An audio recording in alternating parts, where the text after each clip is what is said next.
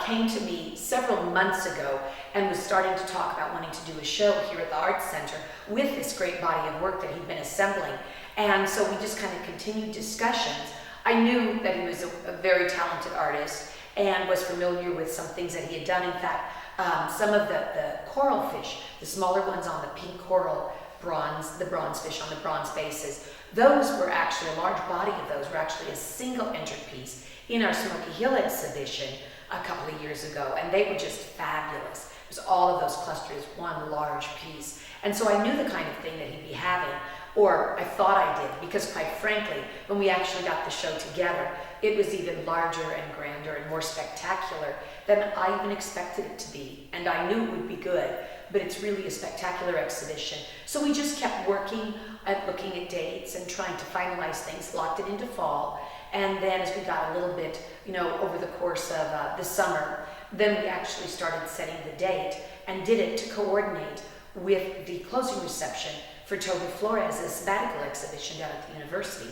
Toby's the sculpture instructor down there and worked with James quite a bit on the cast pieces for this exhibition. So everything just fell into place and we ended up with Mage's Fish Market right here at the Hays Arts Council.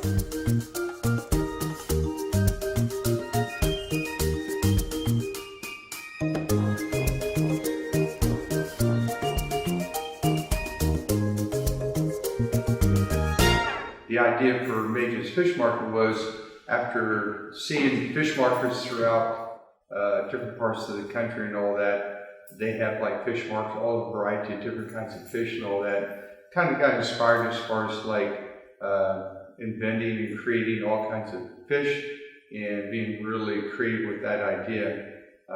You can like scuba dive, which I've done, and snorkel off Guam and all that. So you see all these different kinds of fish. So it really got me excited about, doing something really creative around the fish theme idea. And you could do a lot of different things. So this whole show is about fish and the creativeness you can do within fish.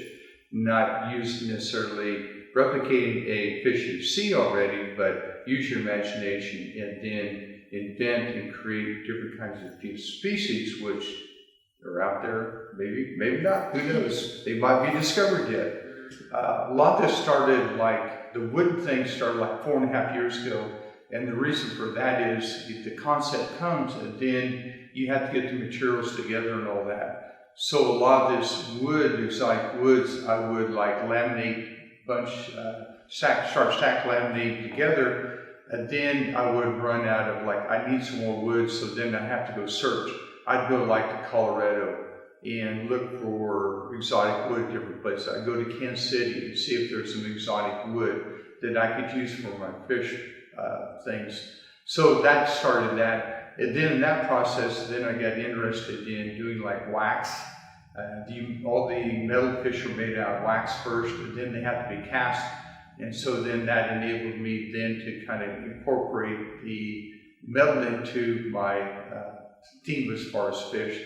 So it takes a long time. A lot of these things take a long time to get finished. It's just not like it's going to be done overnight, because it is long and laborious process. Just like polishing this stainless steel, this countless hours after making the original wax shape and then casting it. And then after it comes out the casting, then you have to polish it up. So it's really rough, and stainless steel is really hard, and it takes a lot just to get that. So there's a lot of process involved. So it took me about 4.5 years to get totally everything done in here through a process of all these different techniques. The types of material used in this show vary from digital printing, which these images are printed on photometallic paper, which is actually little tiny glass beads that then are printed on that. So you see the prints, computer images are actually really kind of vivid because of the printing process, so it makes it more come alive. Mainly because if you look at sea life and all that, it's really vivid and all that, which is kind of ironic whenever you scuba dive. If you ever scuba dive, the deeper you go, you don't really see color because there's no light. All the fish tend to be blue, but if you get a lot of light onto things, then that's when it becomes really vivid. So that's kind of essence, kind of what this photometallic paper kind of does as far as color. You have stainless steel. These were cast in different, it's in Colorado, art cast in Colorado. Fort Hays State and Toby Perez at Fort Hays State enabled me to cast a lot of my aluminum, my cast iron, bronze. So he was really instrumental in me being able to cast a lot of the other fish you see in the show there. So I appreciate Toby and Fort Hays State for their support. There's also wooden bowls here called fish bowls, and the fish bowls are kind of like, you know, like you think about a fish bowl, you know, like you usually have live fish and all this and that. So the concept of having a fish shape and then a bowl form inside of it, that's kind of inside that whole idea. And so then when you look at the wooden fish bowls, what you have is all kinds of exotic woods in there. So you have a lot of different kinds of color happening, just like you would within the SeaWorld, as far as all the different colors. So you have different reds, whites, and all these other kind of colors as far as the fish once you come back in.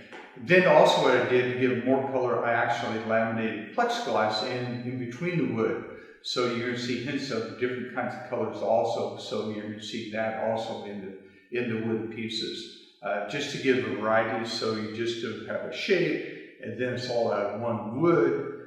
Can you create a lot of creative interest by color, by getting and laminating together different kinds of woods and putting it together in a fish shape?